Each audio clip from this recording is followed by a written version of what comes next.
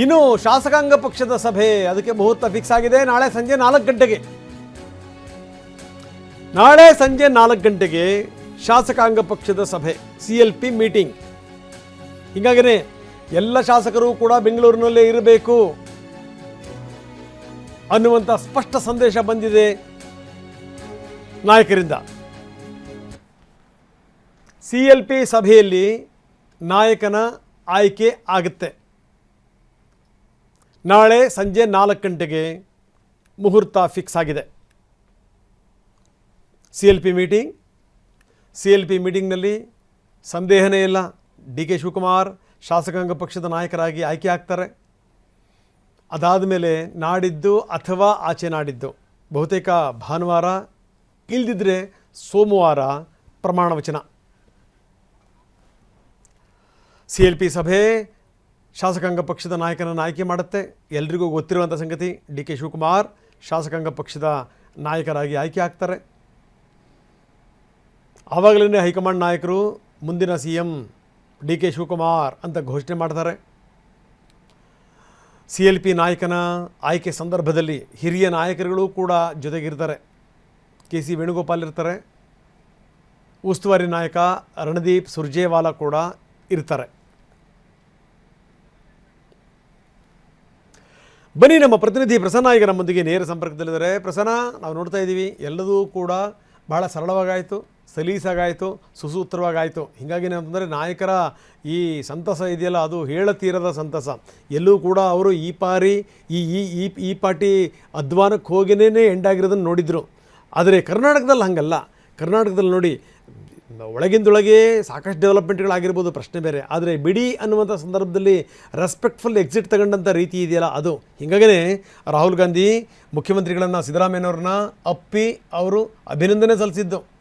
ನಿಜಕ್ಕೂ ಇದಾದ ಮೇಲೆ ಎಲ್ಲವೂ ಕೂಡ ಸಲೀಸಾದ ಮೇಲೆ DCM ಕೂಡ ನಿಮ್ಮ ಆಡಳಿತದಲ್ಲಿ ನಾನು DCM ಆಗಿದ್ದು ನನ್ನ ಭಾಗ್ಯ ಅಂತ ಅವರು ಬಣ್ಣಿಸಿರೋದು. ಅಂದರೆ ಎಲ್ಲವೂ ಕೂಡ ಒಂದು ಲೆವೆಲ್ಲಿಗೆ ಬಂತು.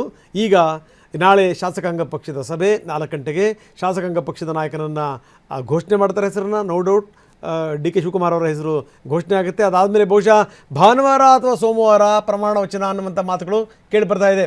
ಏನಿದೆ ಹೆಚ್ಚಿನ ವಿವರ? ರಂಗನಾಥ್, ಅಸಲಿ ಪ್ರಾಬ್ಲಮ್ಗಿಂತ ಬಗ್ಗೆಯ ಕಲ್ಪನೆಯೇ ಹೆಚ್ಚು ಆತಂಕಕ್ಕೆ ನಮ್ಮನ್ನ ದೂಡುತ್ತೆ. ಇದೀಗ ಹೈಕಮಾಂಡ್ ಕೂಡ ಸಿದ್ದರಾಮಯ್ಯನವರು ರಾಜೀನಾಮೆ ಕೊಟ್ಟರೆ ಏನೆಲ್ಲ ತೊಂದರೆ ತಾಪತ್ರಯಗಳಾಗ್ಬೋದು, ಅಥವಾ ಸಿದ್ದರಾಮಯ್ಯನವರು ರಾಜೀನಾಮೆ ಕೊಡೋದಿಲ್ಲ ಅಂತ ಹಠ ಮಾಡಿದ್ರೆ ಏನು ಕೆಲಸ, ಈ ರೀತಿಯ ಆತಂಕದಲ್ಲಿ ಸಹಜವಾಗಿ ಇದ್ರು. ಆದರೆ ಇದೀಗ ಕಳೆದ 2 ದಿನಗಳಿಂದ ನಡೆದಿರುವಂತಹ ಪ್ರಕ್ರಿಯೆಗಳೆಲ್ಲವೂ ಕೂಡ ಹೈಕಮಾಂಡ್ ನಾಯಕರನ್ನ ಒಂದು ರೀತಿಯ ಸಮಾಧಾನ, ಒಂದು ರೀತಿಯ ನಿಟ್ಟುಸಿರು, ಒಂದು ರೀತಿಯ ನಿರಾಳತೆಗೆ ತಂದು ನಿಲ್ಲಿಸಿದೆ. ರಾಹುಲ್ ಗಾಂಧಿ ಮತ್ತು ಮಲ್ಲಿಕಾರ್ಜುನ್ ಖರ್ಗೆ ಇಬ್ಬರೂ ಕೂಡ ಸಿದ್ದರಾಮಯ್ಯನವರ ನಡೆ ಬಗ್ಗೆ, DK ಶಿವಕುಮಾರ್ ಅವರ ನಡೆ ಬಗ್ಗೆ ಶ್ಲಾಘನೀಯ ಮಾತುಗಳನ್ನ ಆಡಿದ್ದಾರೆ. ಸಿದ್ದರಾಮಯ್ಯನವರು ರಾಜೀನಾಮೆ ಕೊಟ್ಟಂತದ್ದು, ಗೌರವಯುತವಾಗಿ ನಿರ್ಗಮಿಸಿದ್ದು, ಜೊತೆಗೆ ಮುಂದಿನ ನಾಯಕನಿಗೆ ಅವಕಾಶವನ್ನ ಮಾಡಿಕೊಟ್ಟದ್ದಂತೂ ಎಲ್ಲವೂ ಕೂಡ ಅವ್ರನ್ನ ಒಂದು ರೀತಿಯ ಸಮಾಧಾನವನ್ನ ತಂದಿಟ್ಟಿದೆ. ಜೊತೆಗೆ ಉಳಿದ ಯಾವ ನಾಯಕರು ಕೂಡ ಸಿದ್ದರಾಮಯ್ಯನವರ ಪರ ಇಷ್ಟು ಮುಂಚೆ ಯಾರು ಜೈಕಾರ ಹಾಕ್ತಿದ್ರು, ಅವ್ರು ಯಾರು ಕೂಡ ಈಗ ಮಾತನಾಡುವಂತ ಸ್ಥಿತಿಯಲ್ಲಿಲ್ಲ, ಮಾತನಾಡ್ತಾ ಇಲ್ಲ. ಅದೆಲ್ಲವೂ ಕೂಡ ಹೈಕಮಾಂಡ್ ಓಕೆ, ಒಂದು ಪ್ರಾಬ್ಲಮ್ ಒಂದು ಲೆವೆಲ್ಗೆ ಬಂದು ನಿಂತಿದೆ ಅನ್ನುವಂತ ರೀತಿಯ ನಿರಾಳತೆಯನ್ನು ಅನುಭವಿಸೋದಕ್ಕೆ ಅವಕಾಶವನ್ನ ಮಾಡಿಕೊಟ್ಟಿದೆ.